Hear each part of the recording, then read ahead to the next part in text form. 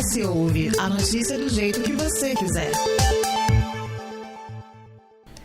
A propaganda eleitoral começou no dia 16 de agosto e ES hoje, como você sabe, dá a sua contribuição.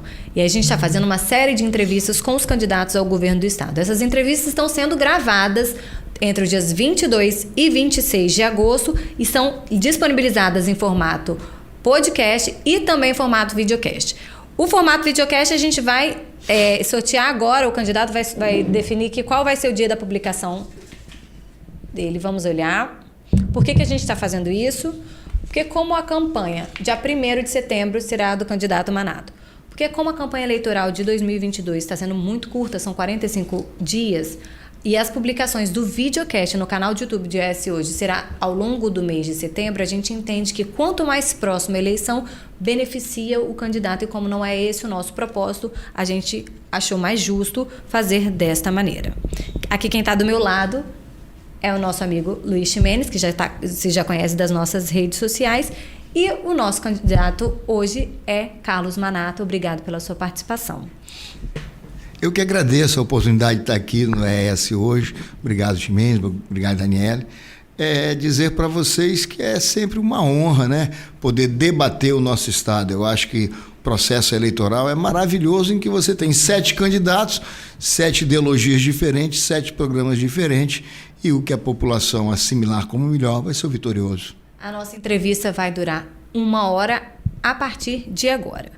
Carlos Humberto Manato é médico por formação, administrou hospitais públicos, foi secretário de serviços da Prefeitura da Serra, foi deputado federal por 5 mandatos consecutivos. No atual governo de Jair Bolsonaro, atuou na Secretaria Especial da Casa Civil para a Câmara dos Deputados. Manato enfrenta a 2ª eleição para o governo do estado, e a gente começa com a pergunta: por que o senhor quer ser governador do estado do Espírito Santo? Eu quero ser governador porque eu acho que o governo que está aí não me representa, não está representando a sociedade civil organizada do estado do Espírito Santo, não está representando a população. Um governo que não teve critérios meritocráticos para escolher os seus secretários, escolher quem vai tocar o estado. Foi um governo que na vez passada tinham 18 partidos na coligação, e todos eles, sem meritocracia, estão dentro do governo. Um governo que você observa que o secretário de saúde, ele formou em Cuba, ficou 2 vezes reprovada, mora no Tocantins, vem para cá e não sabia o nome de nenhum hospital. Certo? Pegaram-se um médico competente, deputado federal, e colocaram para ser secretário de Agricultura. Pegaram um candidato a deputado federal que perdeu a eleição, colocaram para diretor do Detran. Então, e por aí em diante. Um governo que já tem aí mais de 8, 10 denúncias de corrupção. Um governo que se preocupa muito com a nota A do governo nas finanças, que eu também vou me preocupar com isso, né? Não vou abrir mão, mas esquece o F de fome, né? De combater a fome, de combater a miséria, que nós vamos falar isso mais tarde também aqui, né? Então tem muitas coisas, a saúde não está bem, a segurança está um caos, certo? Então, né, nessa linha nós achamos que tem que mudar, e a relação do governo do estado com o governo federal é péssima. Isso aí prejudica o estado do Espírito Santo. Nós, com essa boa relação que temos com o governo federal, nós acreditamos em trazer mais recursos para o estado. Por isso que eu quero ser governador. Candidato, o senhor é um bolsonarista, né? Declarado, tá no partido, está com 22 aí no peito, e já teve inclusive vídeo do presidente Bolsonaro pedindo voto para o senhor. Mas a militância do seu partido sinalizou, ou pelo menos a militância bolsonarista sinalizou, voto no candidato Guerino. O senhor avalia o risco de não ser o único candidato dessa corrente bolsonarista? Como é que o senhor acha que isso pode dividir o eleitorado? Eu acho que você está equivocado. A militância não fez isso. Eu fiz uma reunião domingo com todos os movimentos, B38, B22, né? Soberano da Pátria, o Movimento Conservador, Direita Marataízes, Direita Espírito Santo mesmo, Direita Itapemirim, Direita Serra, Direita Guarapari, e todos esses movimentos, sem exceção, estão com o Manato. o que o Guerino está querendo falar, né? Que eu respeito. Eu voto em Bolsonaro. Bolsonaro é do Brasil, Bolsonaro é do mundo. Todo mundo pode votar em Bolsonaro, tá certo? Ele tem os partidos que estão coligados a ele, 2 partidos, fiquem à vontade.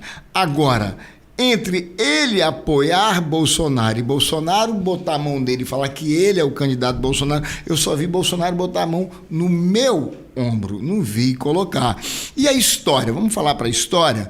No dia 31 de março de 2016, foi a primeira vez que Bolsonaro esteve aqui e nós, né, fomos e lançamos a semente do conservadorismo do Espírito Santo. Trouxe ele mais 2 vezes, ficou hospedado as 3 vezes lá em casa. Teve a eleição de 2018. Eu fui para a rua com o nome, era deputado federal eleito, fui para melhorar a performance, dar mais tempo a Bolsonaro. Aonde esse candidato estava? Você viu ele fazendo campanha? Ele era prefeito, ele fazendo campanha para o Bolsonaro. Você viu? Você vai nas redes sociais dele, vai lá e acha alguma coisa de defesa de Bolsonaro, falando de Bolsonaro. Então, logicamente que as pessoas agora, no período eleitoral, são da direita conservadora, são isso, são aquilo, a gente tem que respeitar, cada um usa a narrativa que quiser, tá certo? E o que acontece? O PSD, se você for na história do PSD, não sou de direita, não sou de esquerda, não sou de centro, né? A grande maioria das coligações do PSD são com Lula, certo? Em Minas Gerais, o candidato do PSD, o Calil, é Lula. Na região norte, nordeste, o PSD está todo com Lula. Mas fique à vontade, a gente vai debater, né? Querem entrar no Bolsonaro, vamos ver se vai convencer. Candidato, o seu plano de governo, na versão mais simplificada, o senhor fala em resolver a situação de 1 milhão de capixabas abaixo da linha da pobreza. O senhor chegou a comentar isso no início, quando foi perguntado por que quer ser governador. Como é que o senhor pretende fazer isso? E, na sua avaliação, como que a gente chegou a essa situação? Se você, hoje, os números, é mais ou menos isso. 1.070.000 capixabas estão na linha da pobreza. Primeiro, temos que definir para os nossos espectadores o que é a linha da pobreza. A linha da pobreza é aquela família que vive com menos de R$ 480 por membro da família. Isso é que é a linha da pobreza. Então, se você tem 4 pessoas na família, certo? E uma trabalha, ganha salário mínimo, você está na linha da pobreza. Para terminar com a linha da pobreza, para diminuir a linha da pobreza, nós vamos falar da miséria também, nós temos que trabalhar muito, gerar emprego, gerar renda e capacitar as pessoas. Então, eu acredito, se nós gerarmos emprego, gerarmos renda e capacitar as pessoas para o mercado de trabalho, e nessa família que tem 4 pessoas, você colocar uma no mercado de trabalho, você sai da linha da pobreza. Então, nós podemos aprofundar depois o que fazer para gerar emprego, para gerar renda, capacitar as pessoas. Eu te digo por quê. Porque o Brasil de 2018 tinha 14,8 milhões de pessoas desempregadas. O Brasil de 2022, de hoje, tem 9,3 milhões de desempregados. O Brasil de 2018 tinha uma massa trabalhadora de 85 milhões de brasileiros. O Brasil de hoje tem 98 milhões de brasileiros trabalhando. Então, nós estamos gerando emprego, Bolsonaro, né, a direita, gerando emprego, mas o que está acontecendo? Nós estamos gerando emprego, mas não tem a mão de obra qualificada. Eu fui andar no Polo da Glória, fiz uma caminhada bacana lá, e eles me pediram, o senhor tem currículo? Nós estamos precisando de estoquistas, de vendedoras, de caixa, e nós não temos. Falei, gente, pega a associação de vocês, pega o CDL, pega alguém e vamos dar capacitação, cursos rápidos para colocar no mercado de trabalho. Então, nós temos que investir maciçamente para colocar as pessoas no mercado de trabalho, que os empregos estão surgindo, mas não tem a qualificação. Mas além desse 1.070.000, que aumentou 40% no último ano, era mais ou menos 730, 740, no último ano cresceu quase 40%, foi para esse número que você falou, 1.070.000. Nós temos a miséria. A miséria são 349.000 capixabas. A miséria é aquela pessoa que não tem para comer. A miséria é aquela que o Estado não tem jeito, tem que entrar. Ela é aquela mãe que tem 4 filhos de 4 pais diferentes. É aquela mãe que veio morar na invasão por qualquer motivo, o marido trabalhou, perdeu o emprego e está na invasão. A miséria, ela vive com R$ 168 por pessoa. Então o Estado tem que entrar com os programas sociais muito forte. Aí tem o Renda Brasil, Auxílio Brasil, Renda Brasil, que o Bolsonaro tirou o Bolsa Família, que era pelas prefeituras, que era politicagem, e colocou o Auxílio Brasil, que é quase 4 vezes mais, e ele estimula o emprego. A diferença do programa da direita para a esquerda é que o Auxílio Brasil, se você arrumar um emprego, Daniele, você pode ficar ainda mais 2 anos recebendo o Auxílio Brasil sem perder, para estimular as pessoas para irem ao trabalho. E se você quiser, a gente já pode entrar na área social, como é que a gente pode falar depois. Como o senhor avalia que chegamos a essa situação? O senhor não acha que a pandemia foi determinante ou o senhor avalia que foi má gestão do atual governo? 2 coisas, né? A pandemia agravou, porque o que fizeram? Lockdown. Então, o governo do Estado, contra o governo federal, né, foi lá e decretou o lockdown, um lockdown muito extenso. Os países já tem trabalhos aí que o lockdown foi péssimo. E o presidente falava, gente, vamos cuidar da saúde, mas vamos cuidar dos empregos, não vamos fazer lockdown. Porque o que foi a Organização Mundial da Saúde disse? O lockdown foi ruim, porque, além de tudo, as pessoas começaram a pegar o Covid dentro de casa. Ao invés de na rua, estavam pegando dentro de casa para o isolamento. Quantos CNPJs acabaram, foram assassinados? Quantos CNPJs? Quantos empregos? Quantas empresas foram embora? Então, isso aí agravou um pouco mais, certo? A miséria e a fome. Então, tem culpa do governo pela forma que conduziu com o Fique em Casa. Né? Não era para ter sido isso, não precisava do lockdown dessa forma. Né? O que nós tínhamos que fazer era políticas. O shopping vai abrir de 14 às 20 horas. Está errado. Tinha que abrir 7 horas da manhã, meia-noite, para estender mais, para as pessoas irem lá, o horário ampliado. No início, que todo mundo estava com trauma, né, nos primeiros 15 dias, alguma coisa poderia ser feito. Mas começar o seguinte, esse comércio agora vai abrir de manhã, esse comércio vai abrir à tarde. Você está entendendo? Fazer intercalar. Não diminuir os horários de ônibus. Foi um crime aquilo. Tinha que ter aumentado a quantidade de ônibus.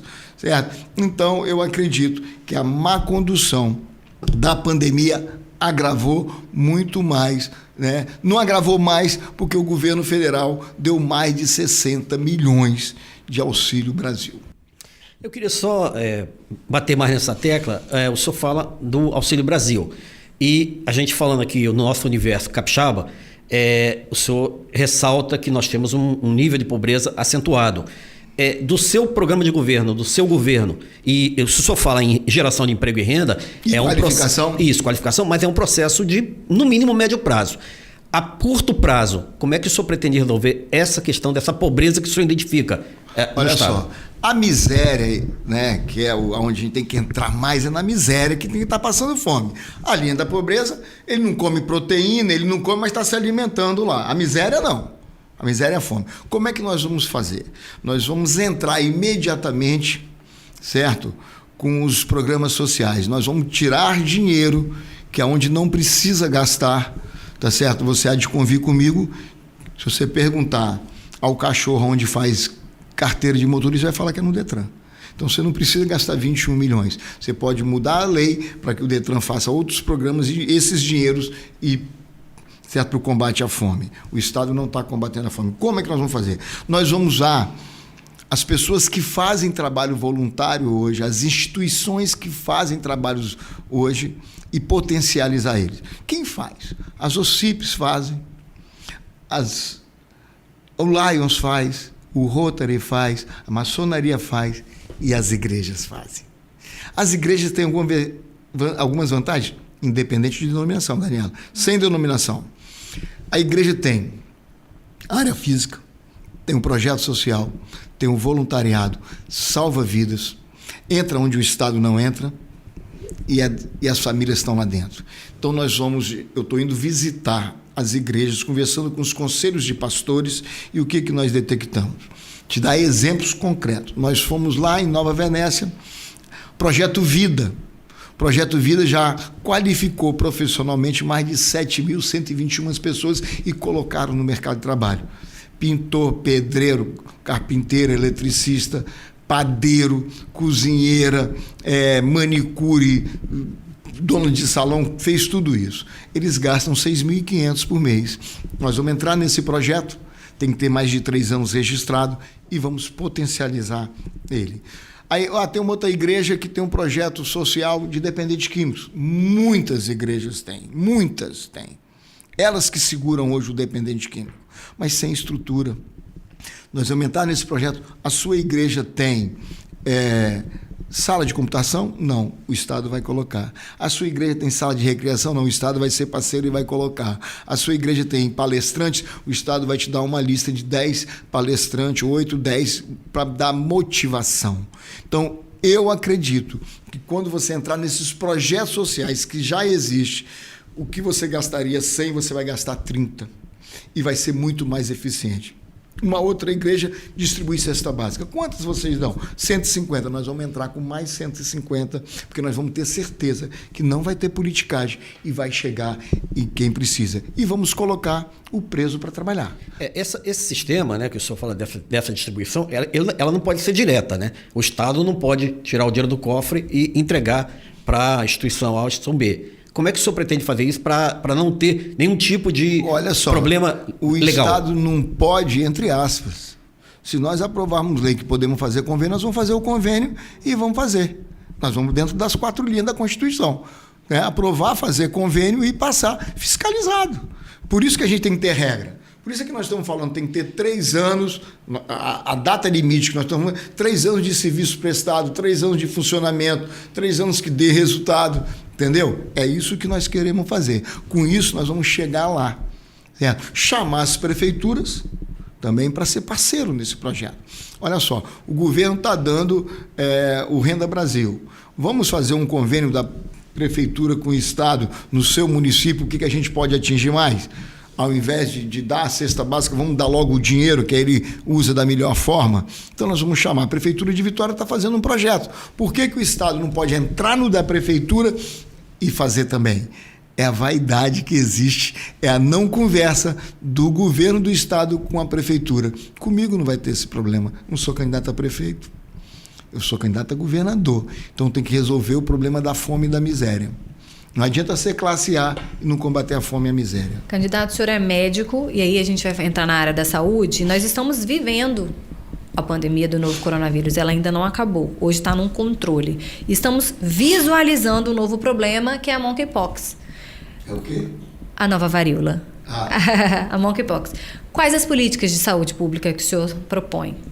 Olha só, a saúde ela vai ser uma coisa bem diferenciada no nosso governo. Vai ser uma coisa... 2 coisas que nós vamos fazer muito bem é a saúde, né, e a segurança pública. Né? A gente chama de um quadrado, né? Certo? Uma mesa, aqui seria um pé a saúde, o outro pé, né, a segurança, um outro pé, né, geração de emprego e renda, para combater a fome, tem que ter emprego e renda, e o outro, educação. Seria um quadrilátero, né? Tá certo? E eu tenho 2 programas, vou mostrar para vocês. Eu tenho 2 programas de saúde. Se você observar, tem 2. Você é doido, para que 2 programas? Certo? Por que 2 programas? Essa é a pergunta inteira. Por que 2 programas? Porque um programa é para o Estado. É um programa geral, que é a descentralização da saúde. O outro programa é para os municípios. O que o município vai ter que fazer para ser parceiro do Estado? Eu vou entregar para o município. Aí eu vou te dar números. 85% da saúde é a saúde primária, é a saúde básica, que é responsabilidade dos municípios. O que é a saúde básica? Você tem que ter o posto de saúde, um ginecologista obstetra, clínico geral, certo? E o pediatra. Você tem que ter a cesta básica de medicamentos, você tem que ter os exames complementares básicos, tem que ter a vacinação, tem que ter a nebulização curativa, as atividades básicas. O que nós vamos querer é, primeiro, colocar ele na palma da mão, a telemedicina, para você marcar as consultas, tudo, e receber resultados através da mão, né? A mão que eu quero dizer é do celular, tá? E aí, quando a gente começa a fazer isso, a cobrar, hoje nós temos 78 municípios. 36 municípios fazem a cobertura 100%, mas 42 não fazem. Da Grande Vitória, só a Vitória que tem 70 e poucos, os outros tudo tem menos de 55. Então tem uma divergência, você não tem que ficar fazendo UPA, não. Primeiro você tem que colocar o posto de saúde e depois ir para a UPA. Porque as pessoas estão invertendo, elas estão indo direto para a UPA. Não é assim, nós temos que ir direto para o posto de saúde, depois ir para a UPA. Essa cultura, mas nós temos que ter, o posto tem que funcionar nas áreas muito carentes e de grande população, vamos dar exemplo assim, Feu Rosa, certo? Até 21 horas, 22 horas. Porque a mãe, o pai que chegou e o filho está com febre, alguma coisa, e no posto de saúde. Então isso é a saúde primária. Depois nós temos que partir para a secundária, que a secundária é 12%. Metade desse 12%, ou seja, 6%, é obrigação do Estado e 6% é obrigação do município. Então, nós vamos chamar os consórcios, que existem os consórcios, os municípios se uniram em consórcio no Estado e comprar esse serviço. É comprar o oftalmologista, é comprar o ortopedista, é comprar o psiquiatra, as especialidades todas, nós vamos ser parceiro e comprar. Vamos dividir com o município. E tem a terciária, que são 3%, que é a alta complexidade, que são as cirurgias, né? Isso aí é responsabilidade do Estado. Aí nós vamos fazer uma descentralização desse serviço. Como que faz isso, Manato? Nós vamos limitar, na região norte e noroeste, o Rio Doce. Do Rio Doce não pode passar ambulância. Então, nós temos que ter todo o serviço do Rio Doce para cima. Aí, como é que nós vamos fazer isso? Nós vamos começar por Linhares, que é o primeiro município do Rio Doce para lá. Linhares hoje tem um hospital chamado HGL, que é da prefeitura. Uma vergonha. Você vai lá em Linhares, a saúde pública lá é vergonhosa. Então, nós já detectamos isso, nós vamos estadualizar o HGL e transformar o HGL para que ele tenha a alta complexidade. Vamos apertar a prefeitura para fazer a básica dele, que não está nem em 70%, eles fazem a básica, certo? Pode fazer 1, 2, 3 UPAs, mas o HGL tem que ser de alta complexidade. Do lado do HGL, ali perto, tem o Hospital Rio Doce, que é filantrópico.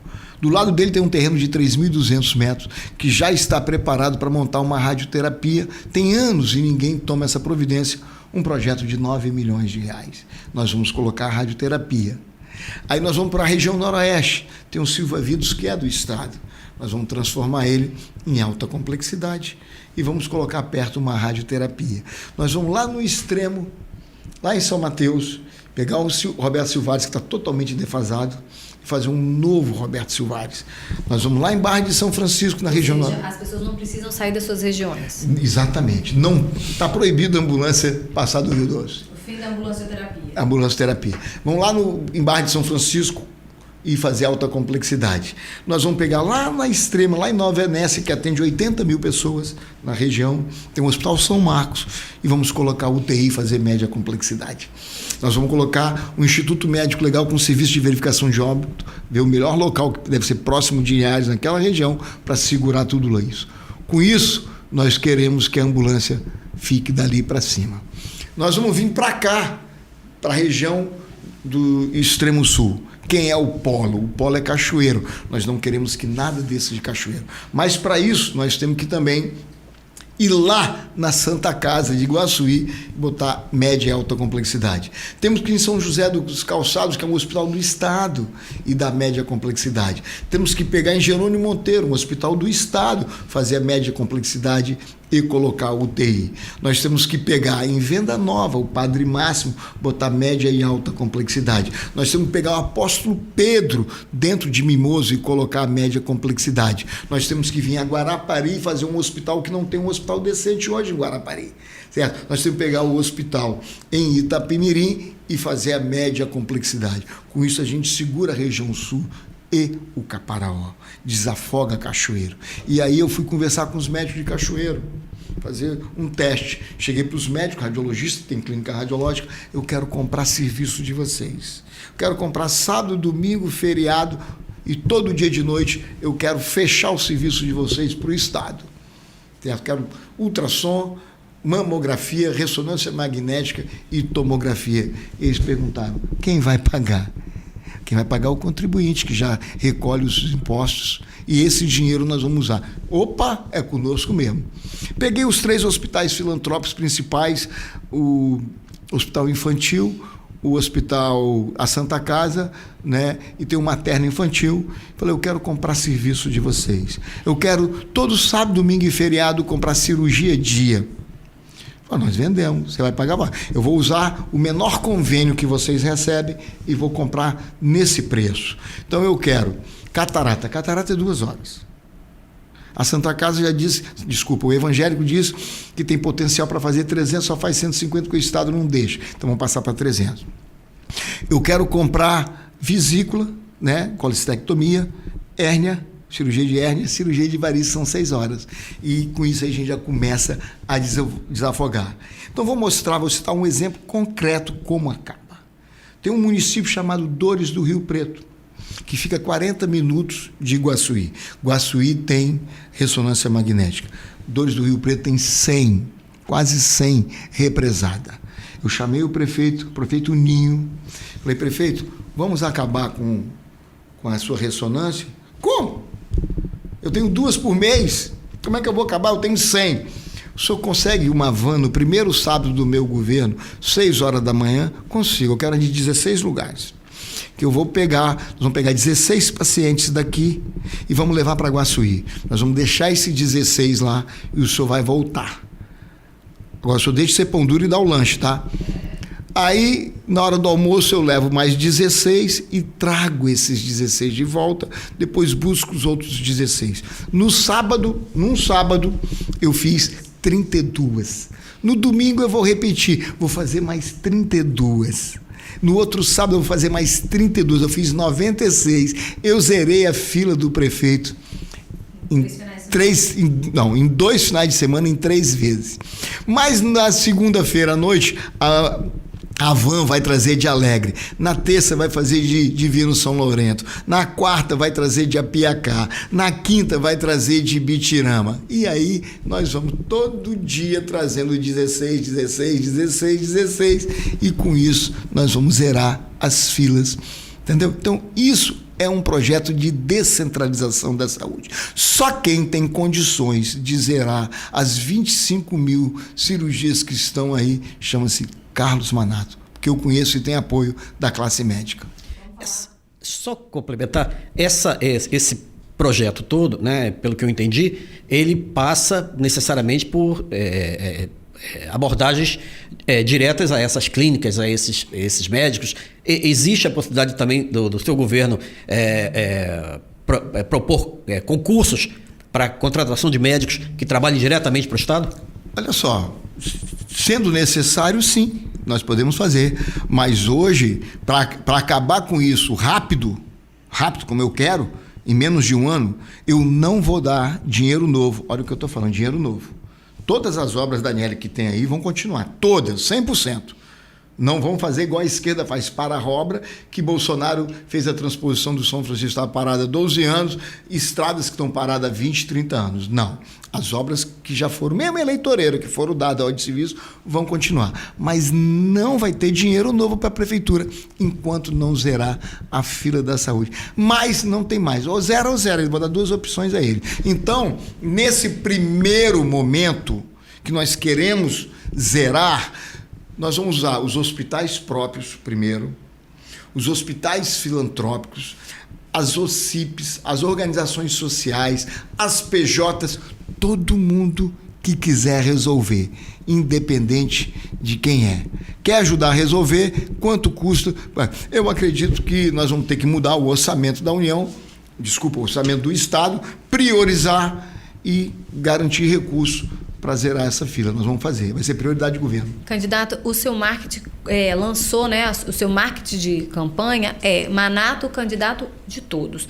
Mas o seu programa de governo, né? E o senhor tem apoiadores conservadores. E a gente não vê no seu programa de governo áreas específicas para as mulheres, a população negra e a população LGBTQIA+. Todo mundo está no programa de governo, todo mundo é igual. É o ser humano, nós vamos tratar de todo mundo igual. Independente de qualquer coisa, para mim todo mundo é igual. Você é ser humano? É. Você mora no estado do Espírito Santo? Mora. Você tem que ser tratado igual. Todo mundo igual. Vai ter. Você acha que eu vou escolher quem vai fazer a cirurgia? Não, você vai fazer porque você é negra, não vai fazer? Ah, você é idoso, você não vai fazer? Não existe isso. Ser humano, a sombra tem cor? Não. Então, nós temos que tratar todos iguais. O que nós temos são princípios éticos e morais nossos do conservadorismo. Deus, que nós somos cristãos, você também é, né? 87% da população. Então nós temos Deus, temos pátria, temos família, somos contra o aborto, contra as drogas.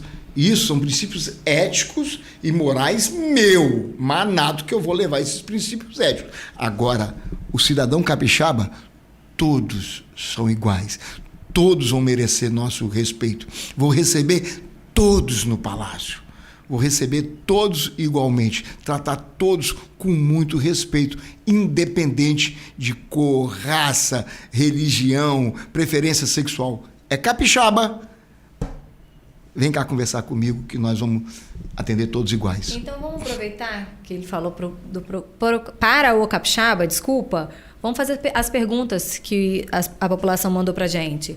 O roteirista João Pedro Marques, ele quer saber em quais condições abertamente o senhor abriria mão da democracia.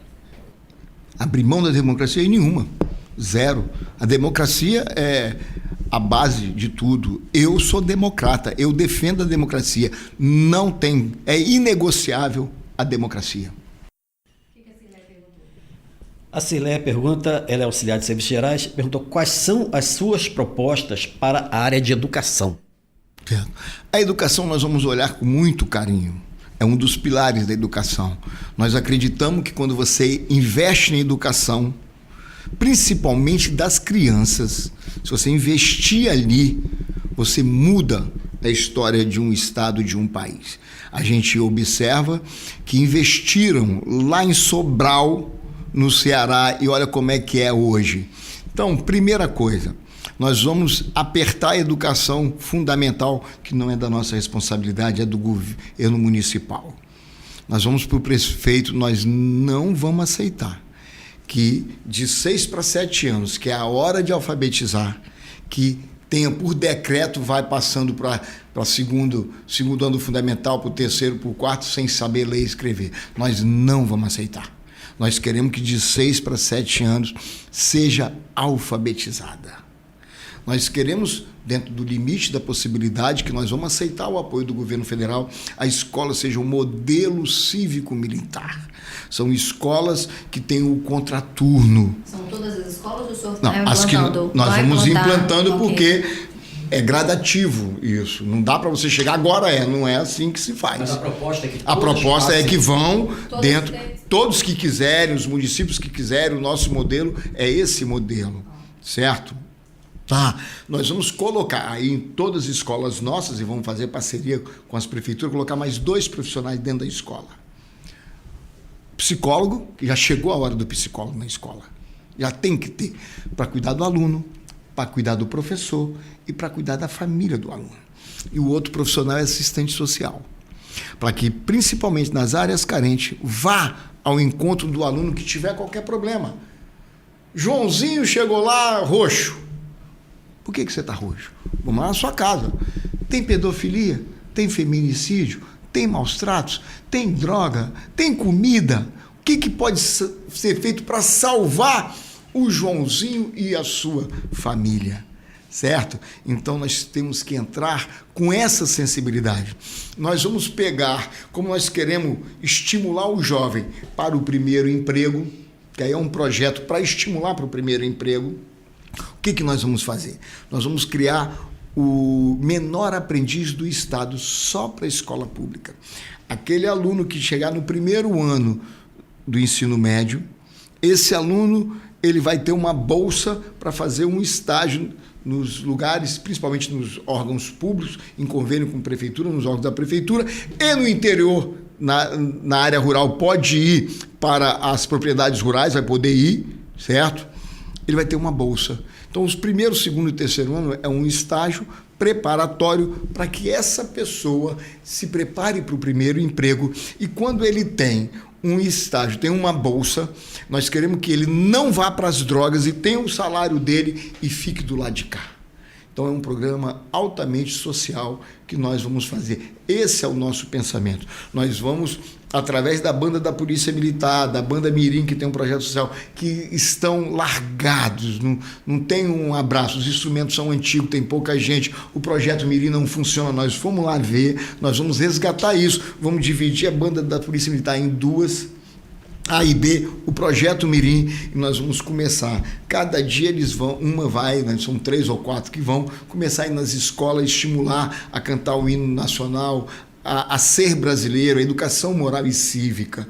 Então, é isso que nós vamos começar, nós vamos fazer um olhar diferente para a escola. O que precisar, o recurso tem, o Fundeb tem muito recurso, o que precisar para capacitar, para colocar a internet, 5G, né, porque o projeto que tem do governo, a 5G, que tem no governo nacional, é que isso em poucos anos vai conseguir entrar no estado todo, no país inteiro. Nós vamos antecipar isso, o que o Estado pode fazer para chegar com a internet no estado inteiro, né, para você trazer essas pessoas para o mundo virtual hoje, que você pode, tem que trazer. O senhor falou que o seu governo é um quadrado, quatro lados, né? Já falamos de educação, já falamos de saúde, já falamos de geração de emprego, a segurança pública. A segurança pública é um outro pilar importante, né? Nós vivemos numa onda de insegurança muito grande.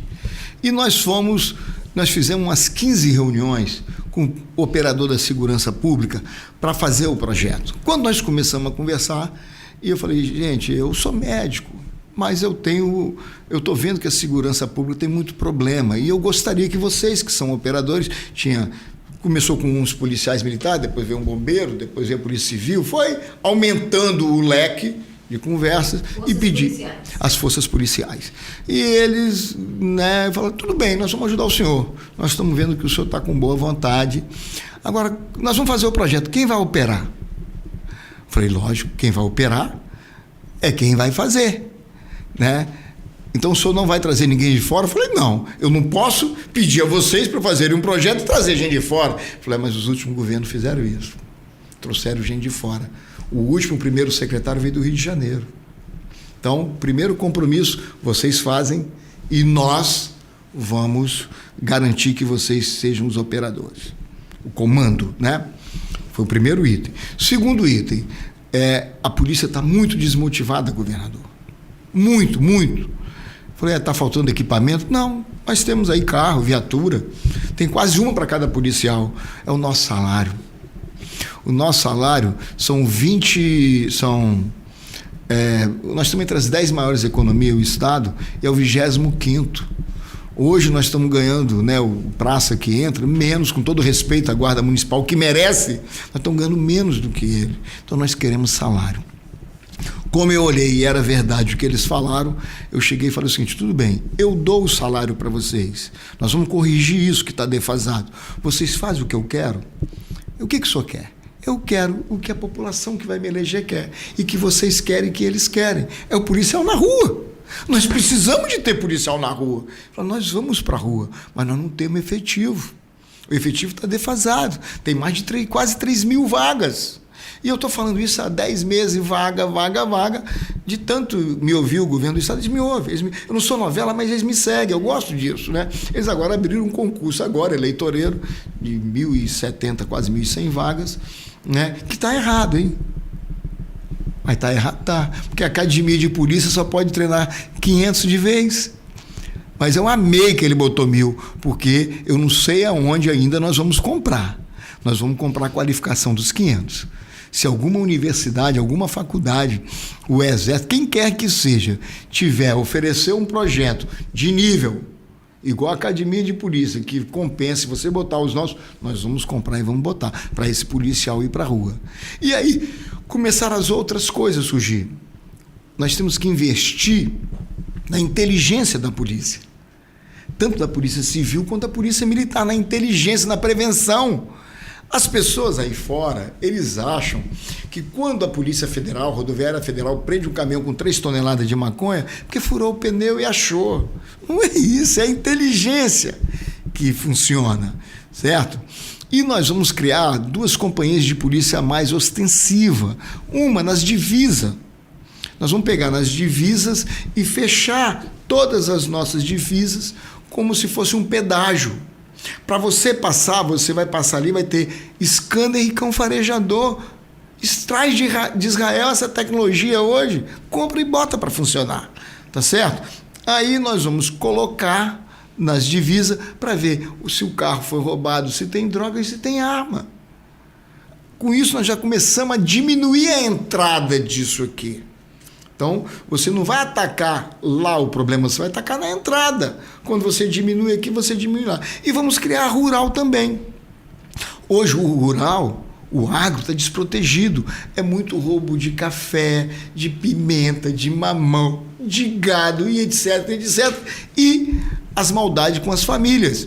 Então, nós vamos criar 4, uma no norte, no noroeste, no litoral sul, ali no centro serrano, que vai ter delegacia própria rural para atender essas decorrências. E aí vem agora o pulo do gato, porque nessa iteração nós temos conversado com as guardas municipais, temos conversado com a Polícia Rodoviária Federal, com a Polícia Federal, com os vigilantes privados, que são 11.000, e que eles têm sistema de vigilância que não é interligado com a polícia e pode ajudar. A Polícia Rodoviária Federal tem, que não é interligado, porque fica a disputa quem é o pai da criança. A Guarda Municipal tem.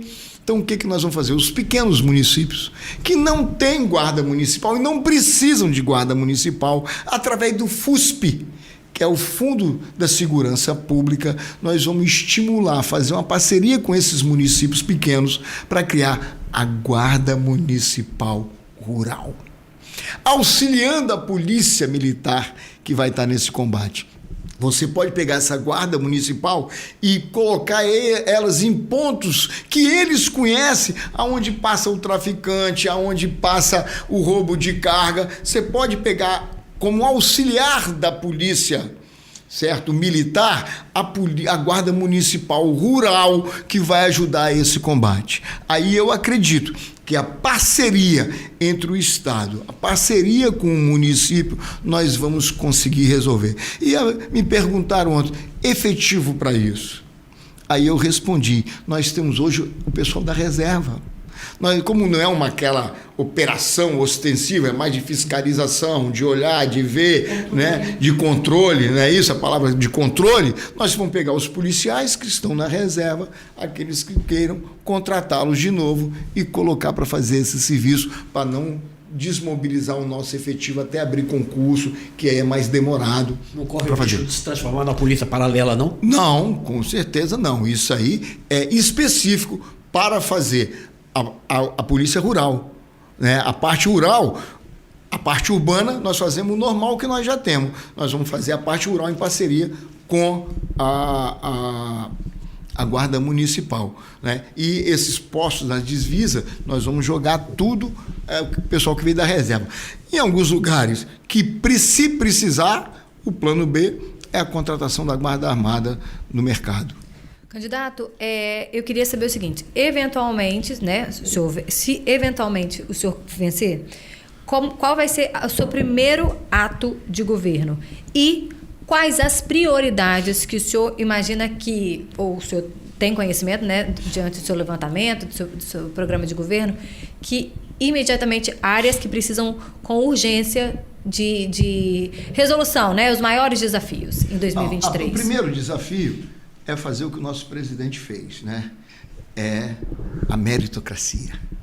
Nós vamos colocar as pessoas competentes no lugar certo, tá? Nós não vamos pegar pessoas que perderam a eleição para vir para cá, como foi feito 18 partidos, e lotear o governo. Quando você trabalha com a meritocracia, você já dá transparência aos seus atos, você já coloca pessoas competentes que vão ajudar a resolver o problema. Nós vamos, na equipe de transição, já começar a enxugar a máquina, tá certo? E vamos começar a desenvolver esses projetos. Então, eu até brinco, em tom de brincadeira, que eu serei um segundo secretário de saúde. Logicamente que isso é um modo carinhoso de falar, que eu vou cuidar com olho, com lupa. Nós vamos ter o secretário de saúde, que vai ser uma pessoa competente, com formação, e nós vamos chegar, nós vamos agora, você começa a preparar, chamar os prefeitos para eles, eu vou falar para os prefeitos numa reunião, vocês começam a zerar a fila. Como nós vamos fazer? Eu não vou dar dinheiro novo para vocês se vocês não trouxerem isso. Nós vamos pegar o grupo que ajudou a fazer o projeto da Polícia Militar. Agora vocês vão fazer o projeto de segurança pública para funcionar, vamos preparar para fazer, ver os lugares da divisa onde nós vamos ter os pontos, ver os lugares onde nós vamos ter os pontos do rural, começa a desenvolver isso aí. Então nós vamos já na transição começar a tocar isso aí. Você entendeu? E a partir do momento que começar a trabalhar, já vai vir um outro grupo de trabalho para começar a discutir, né, com a Polícia Militar um plano de cargos e salário e como é que nós vamos atuar. Então, quer dizer, na transição já começa o governo, já começa a atuar e nós queremos, quanto mais rápido, a saúde, se eu puder, não vou dizer dia 1º, porque dia 1º é dia festivo, mas no dia 2 o pau come. No dia 2 o pau tem que comer. Nós temos que chamar e eu tenho vontade de, no dia 2, eu não sei nem que dia da semana é, de estar lá, certo? Em Dores do Rio Preto, para entrar na van e ir fazer os primeiros exames lá em Guaçuí.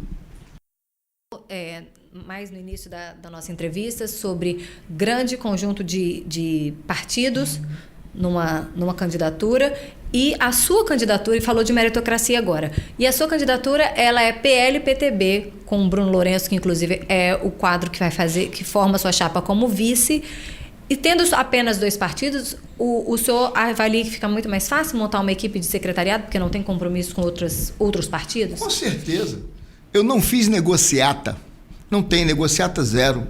Eu não tirei uma pessoa para você não ser senador, eu te dou isso. Para você não estar na majoritária, eu te dou mais isso. Eu não fiz isso.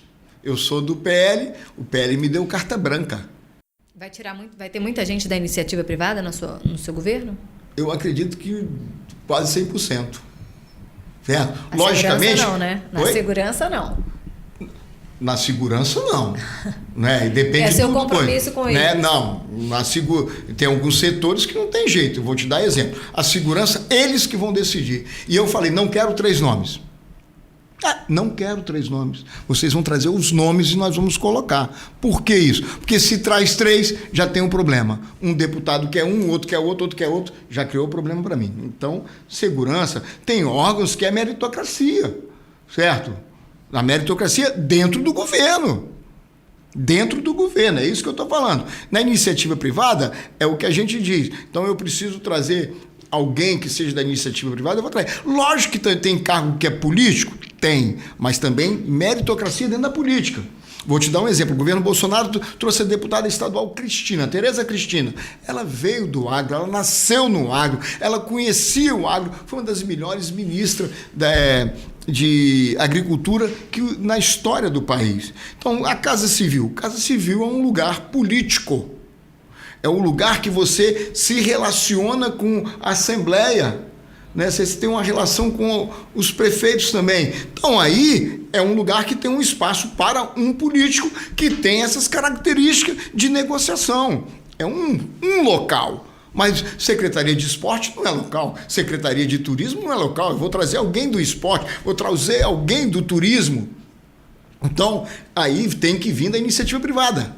Os bancos, se eu puder conseguir quadros dentro dos bancos, serão de dentro dos bancos. Quadro de carreira do Banesp, ou que a pessoa tenha na iniciativa, eu fui 35 anos do Bradesco, 35 anos do Banco do Brasil, né? Tá no segmento, essa pessoa você pode colocar numa diretoria, colocar em algum lugar. Agora, o que eu puder trazer o funcionário de carreira para ocupar aqui, eu vou fazer.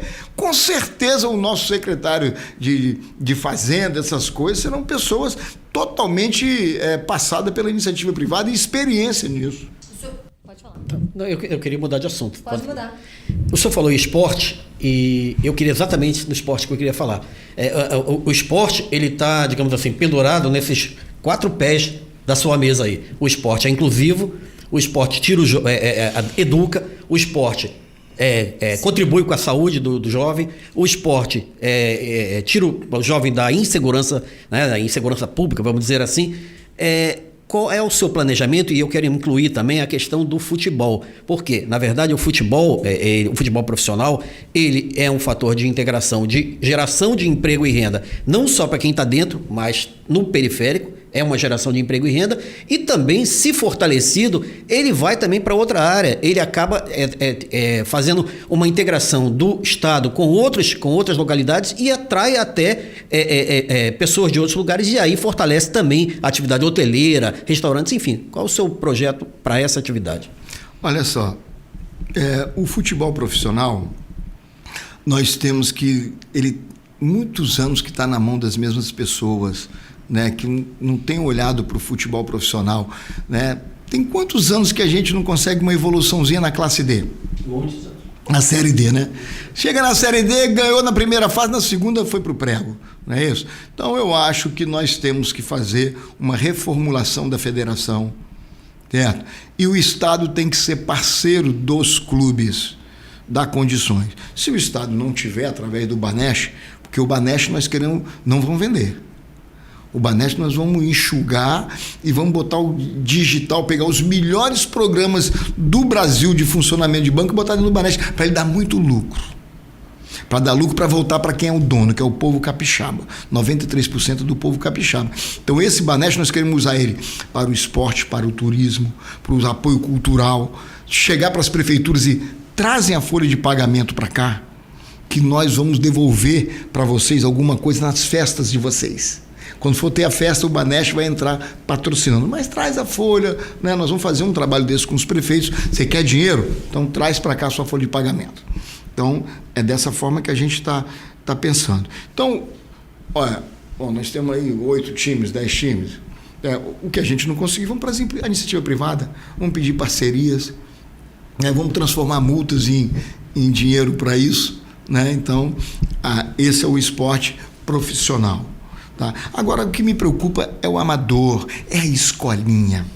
Nós queremos ir lá na escolinha, certo? Aí é que entra o esporte como agregador de tudo que você falou. Essas escolinhas que estão lá, que a camisa já está... A propaganda do supermercado que deu nem aparece mais. Então nós queremos que nos presídios produzam bola, produzam rede, produzam uniforme e dá para as escolinhas. Se for preciso, vamos pegar alunos de educação física, contratar para que vão lá para as escolinhas, vão lá para baixo, vão reformar aquele campo de várzea, certo? E tem o de alto rendimento, que nós temos que ver eles reclamam que às vezes não consegue ir com o técnico, levar o técnico junto, não consegue um apoio, né? O Bolsa Atleta é pequeno, beneficia pessoas. Então isso tudo é um conjunto de coisas que nós vamos ter que fazer, mas não tem que pegar o deputado estadual que perdeu a eleição para fazer essa gestão. Nós queremos pegar profissionais que conheçam do esporte, porque tudo que você falou, você tem razão. Entendeu? É isso que nós temos que ver, ou outro olhar e apoiar o esporte, porque O jovem pode ir lá para o esporte, é fazer o esporte, os jogos interclasse, os jogos interescola, os jogos interbairro, intercidades. Nós temos que fazer isso, nós temos que voltar com nossa cultura, com as bandas folclóricas, banda de Congo, as bandas marciais que estão esquecidas, entendeu? Tem várias que estão esquecidas, que pode voltar isso tudo. Nós queremos movimentar isso e com dinheiro. Dinheiro, ou você bota no orçamento, você vai e cria através do Banesp. O lucro do Banesp não é para distribuir para lá, não, é para investir no social. É nosso banco. Então nós temos uma visão diferente disso. Candidato, o senhor falou várias vezes no seu grande cabo eleitoral, que é o presidente Jair Bolsonaro, candidato à reeleição, mas nós temos no Espírito Santo, as pesquisas mostram que existe um empate técnico entre o eleitorado de Lula e de Bolsonaro. Como é que o senhor vai fazer para conquistar os votos dos eleitores de Lula? Olha só, nós somos candidatos ao governo do Estado com projeto. Eu tenho, não sei quanto tempo nós estamos conversando, mas deve ter mais de 45 minutos. Né? 45 minutos. Estamos a 7 minutos do fim. Quantos? A 7 minutos. A 7 minutos do fim. E tudo que nós falamos aqui foi de projeto. Certo? Nós falamos de projeto. E não teve uma pergunta de vocês que ficou sem resposta. Tudo coisa, eu não falei para vocês de lote na Lua. Estou falando de coisas que nós vamos conseguir resolver. Então eu não estou preocupado, eu estou preocupado em mostrar para as pessoas um projeto. E eu estou convidando as pessoas, independente de qualquer coisa, para conhecer esse projeto, debater esse projeto comigo, que no meu site tem lá, ele na íntegra, são 152 páginas, tá certo? Tá aqui, ó, tem 152 páginas, tá? Para dar suas opiniões, participar, para amadurecer, para a gente implementar. Então, quem conhecer esse projeto, não tem dúvida que ele vai votar no Manato. E vou mais, nós, como o nosso tempo de televisão é 1 minuto e 17, é muito pequeno, nós criamos um quadro, já gravei 4 programas, que é o Na Cozinha com o Manato. Vocês sabem que eu gosto de cozinhar, não é segredo para o Espírito Santo que eu gosto. Então, como é que é esse quadro? Eu, na minha casa, na minha cozinha, na minha bancada, eu cozinhando com 3, 4 pessoas de um segmento. Então, eu já gravei com a Polícia Militar, né, a área de segurança, tá certo? Eu já gravei com o meio ambiente, eu já gravei com os movimentos sociais, né? Então, nós gravando e ficamos 1 hora eu cozinhando e fazendo pergunta a você. Como é que está isso? Como é que está a segurança? O que a gente pode fazer para melhorar a segurança? Eu cozinhando, eu entrevistando. Lá, se vocês forem lá, eu posso pegar um jornalista, botar lá e eu vou perguntar a vocês. Você está entendendo? Então, eu cozinhando e perguntando, falando de um tema, fazendo esse debate para agregar valores ao coisa. Então, eu acredito que esse programa, que é inédito no Brasil, ninguém nunca fez, é mais um atrativo para as pessoas participarem e perguntar, porque eu não tenho tempo de televisão. E eu queria até perguntar exatamente isso, é uma pergunta que eu estava guardando aqui para fazer, porque se a gente olhar para a pesquisa, hoje a gente vê que a pesquisa, que está demonstrada, eu não sei qual é a sua opinião sobre pesquisa, né? Não vamos entrar nesse mérito, mas a pesquisa não lhe é favorável. Então eu ia perguntar exatamente qual é a sua estratégia para tentar reverter esse quadro que hoje não lhe favorece. Pesquisas realizadas por ES hoje colocaram o Manato desde dezembro, maio, junho, julho, e agora a gente está fazendo uma do mês de agosto. E todas elas o senhor está na segunda colocação. E a última que vocês fizeram está dando segundo turno. 13% a mais para dar segundo turno. Aí eu vou te dizer uma coisa, vamos lá. Uma pesquisa que saiu do Instituto aí, que era Ibope, mudou de nome? Agora é IPEC, não é isso? No dia 6, certo? De outubro de 2018, foi publicada num jornal dizendo que Manato tinha 14%. Aí no outro dia, que foi no domingo, as urnas mostraram que Manato tinha 27,5%. Então como é que eu vou acreditar nisso? Tá certo? Todas as pesquisas, todas diziam que o Bolsonaro perdia no primeiro e no segundo turno. Se ele não perdesse no primeiro e no segundo turno, ele perdia até para o cachorro. Certo? E o Bolsonaro é o nosso presidente. Então, eu tenho as pesquisas de consumo interno. E não é isso que está aí. Não é isso que está aí. Tem uma diferença. A de vocês, o governador nunca passou de 30%. Está na faixa de 30, 31, 32, 28, está ali. E aparece com 52. até 7 anos, eu acreditei em Papai Noel. Não acredito mais. A gente está faltando apenas 3 minutos e eu queria que o senhor falasse de forma breve, sendo eleito, como é que vai ser sua relação com a Assembleia Legislativa? Hoje, os candidatos, as candidaturas, elas não estão próximas ao senhor, né? Não tão próximo a mim? Não, o senhor tem do PL e PTB, os outros partidos estão com outros candidatos. Como que o senhor avalia que será a sua relação com a Assembleia? Acho que vai ser maravilhosa. Eu vim do Poder Legislativo, eu tive 4 mandatos, eu sei como lidar com o Legislativo, tá certo? Essa experiência foi muito saudável comigo, tá certo? Além do PL com PTB, eu tenho vários deputados hoje e candidatos que são meu amigo pessoal. Se quiser, eu posso até citar nome, que são pessoas amigas, que ganhando a eleição, já ganha, já está do lado de Manato, por causa do projeto. Tem aí 4 partidos que não têm candidato a governador. 4. Que a previsão desses 4, eles falam, se comenta, próximo de 8 deputados. Tá certo? Então, vai ser uma relação individual com o candidato, com o deputado, e vai ser institucional através do partido. Certo? O que acontece? Uma relação transparente, uma relação à luz do dia. Eu não vou intervir, não quero intervir na formação da Assembleia e da presidência da Assembleia. É um problema deles. Eu só irei atuar se eu achar que tem alguém que queira ir para lá para prejudicar a governabilidade.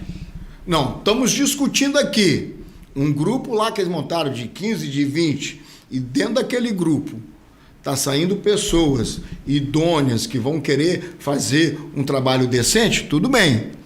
Agora, se tiver ameaça de ter uma pessoa da esquerda festiva, aí eu vou ter que atuar.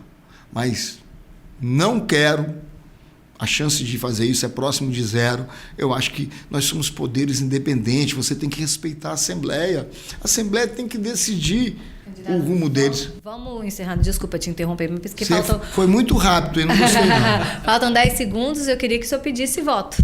Bom, Manato 22, né, isso, eu estou aí na coligação com o presidente Bolsonaro, né, 22 também, e na nossa coligação nós temos um senador também, que é o Magno Malta. Então, se vocês puderem nos ajudar e votar nos candidatos da nossa coligação, PL e PTB. Nós estamos caminhando para o final. Eu agradeço muito o candidato Manato, PL. O primeiro turno das eleições será no dia 2 de outubro e aonde houver segundo turno será no dia 30. A população vai votar este ano para governador, senador, presidente, deputado estadual e deputado federal. A nossa gravação, o nosso trabalho técnico foi operado por Eduardo Couto, por Bruno Ribeiro. A produção é de Lídia Lourenço. Eu agradeço a sua participação, agradeço a Ximenes e até a próxima entrevista.